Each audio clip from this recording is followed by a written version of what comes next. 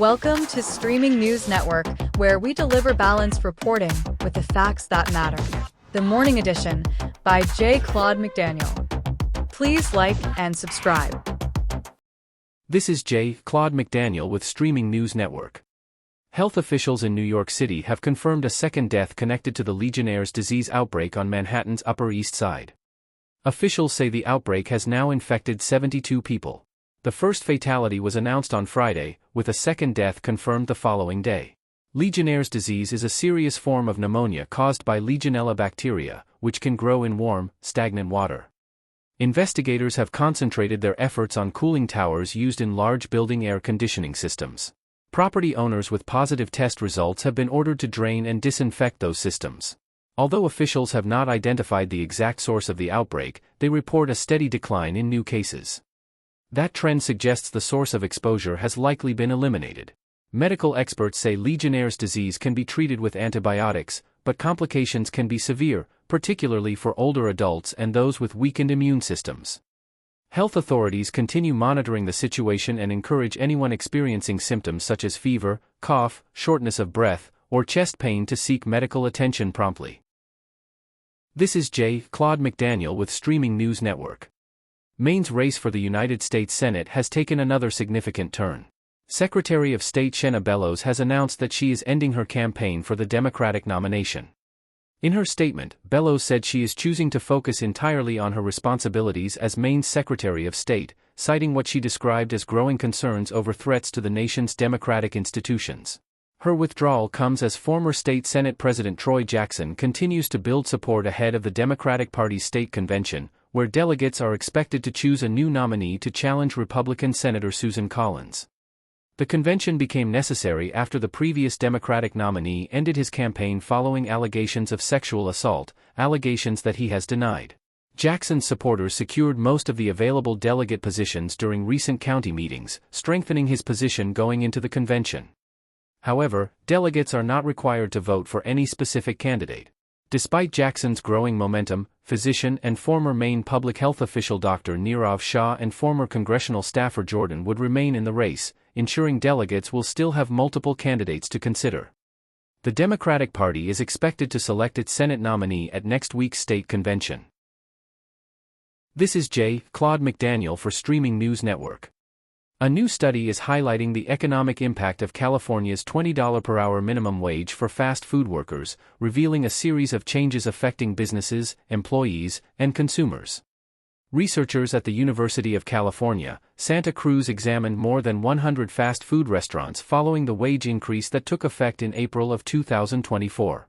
According to the study, many restaurants responded by increasing menu prices between 8 and 12% to offset higher labor costs. Researchers also found that while employees earned more per hour, many worked fewer hours, saw overtime opportunities reduced, and in some cases faced greater difficulty qualifying for employer benefits. The report also points to growing investment in automation. Several restaurant chains are expanding artificial intelligence drive-through ordering systems, while others are testing robotic food preparation and automated kitchen technologies designed to reduce labor needs. Researchers say some companies are also redesigning their business models, including opening delivery-only locations that require fewer front-of-house employees. Supporters of the wage increase argue it provides workers with higher hourly pay in one of the nation's most expensive states. Critics, however, contend the study demonstrates how rapid policy changes can create broader economic effects that extend beyond paychecks. This is Claude McDaniel for Streaming News Network. Minnesota's race for governor has taken another unexpected turn as Republican candidate Mike Lindell faces questions over his voter registration status. State election records indicate Lindell does not currently have an active voter registration in Minnesota. Public records also show an active voter registration associated with him in Texas. Lindell, the founder of MyPillow, recently received President Donald Trump's endorsement in the Republican primary for governor. Although Minnesota law allows eligible candidates to run for office if they meet the state's residency requirements, Lindell would not be able to vote in the upcoming primary unless his Minnesota voter registration is activated before the election. Lindell has acknowledged that he previously needed to establish his Minnesota residency to qualify for the race. He says that process has now been completed and that he intends to vote legally in Minnesota, emphasizing that he will cast only one ballot. The Republican primary is scheduled for August 11. Lindell will compete against Minnesota House Speaker Lisa DeMuth and retired healthcare executive Kendall Qualls for the party's nomination. Voters will determine who advances to the general election in the contest for Minnesota governor. This is Claude McDaniel for Streaming News Network. Boston police are investigating after a body was discovered at a rental property owned by the husband of Massachusetts Representative Ayanna Pressley. Authorities say officers responded to the home in Boston's Mattapan neighborhood on Saturday afternoon after receiving a call to investigate a person.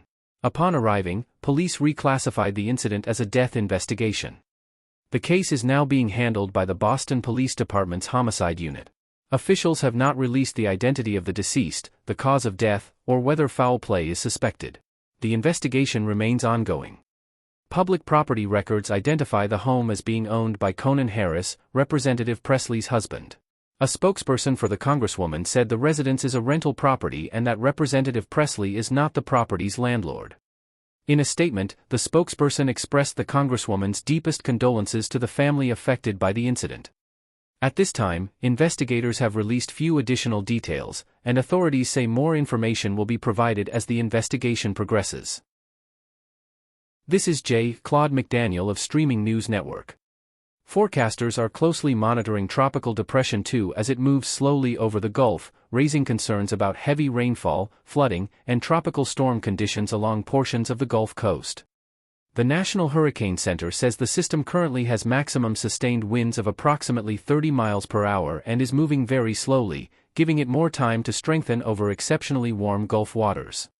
If it reaches tropical storm strength, it would be named Bertha. A tropical storm watch is now in effect for portions of Florida's panhandle.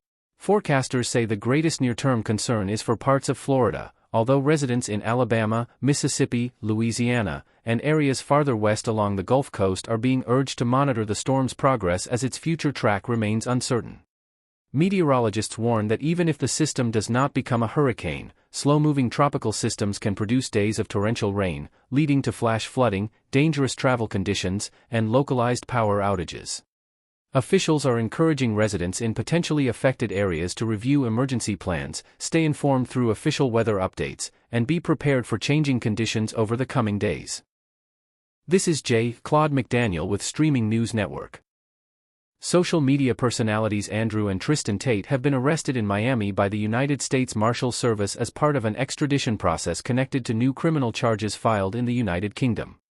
Authorities say the brothers were taken into custody on a sealed warrant near the James L. The Knight Center in downtown Miami.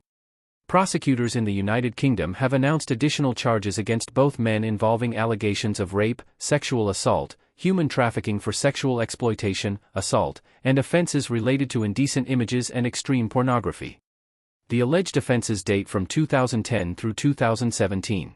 The Crown Prosecution Service says the latest evidence increases the total number of alleged victims in the case to 7. Andrew and Tristan Tate, who hold dual United States and British citizenship, were previously arrested in Romania in 2022 during a separate human trafficking investigation. They have consistently denied all allegations against them. Their attorney says the brothers are innocent and intends to challenge the legal proceedings, arguing they should have the opportunity to contest the charges in court. The Tate brothers are expected to appear before a federal judge in Miami as extradition proceedings move forward. No trial date has been announced. This is Claude McDaniel with Streaming News Network. A Colorado man is facing child abuse charges after police say he left his 7-year-old granddaughter alone inside a parked vehicle while shopping at a Walmart. According to investigators, the incident occurred on July 6 at a Walmart neighborhood market in Thornton. While outdoor temperatures were around 90 degrees, firefighters estimated the temperature inside the vehicle climbed above 150 degrees. Police say the child remained trapped in the vehicle for at least 20 minutes before becoming overheated. Investigators report that she used a mallet found inside the car to break a passenger side window and escape. Bystanders then helped the girl out of the vehicle and remained with her until emergency responders arrived. The child was treated for minor injuries caused by broken glass. Authorities say her grandfather, 62-year-old Eddie Espinoza, admitted he had been shopping inside the store while she remained in the vehicle. He was arrested at the scene and now faces child abuse charges. Safety experts continue to warn that temperatures inside parked vehicles can rise rapidly, even on days that may not seem excessively hot, creating life-threatening conditions for children in just minutes. This is Claude McDaniel with Streaming News Network. Philadelphia Eagles running back Saquon Barkley and his family are safe following an early morning home invasion at their residence in Tredyffrin Township, Pennsylvania. According to local authorities, the incident occurred at approximately 5 o'clock Saturday morning. Investigators say multiple suspects were involved, with one person entering the home before all of the suspects fled the area prior to the arrival of police. Barkley and his family were inside the residence during the break-in. Officials report that no one was injured, although the family was understandably shaken by the incident. Investigators also believe nothing was stolen from the home. Law enforcement agencies, including federal authorities, are now working together to determine whether the break-in may be connected to a series of burglaries that have targeted the homes of professional athletes in recent years. Officials are asking residents in the surrounding area to review home security camera footage from early Saturday morning for any suspicious activity. Authorities have also released an image of a white sport utility vehicle believed to be associated with the investigation. The case remains active, and anyone with information is encouraged to contact investigators. Thank you for listening to Streaming News Network videos and our audio reports. Please like and subscribe to our news channel.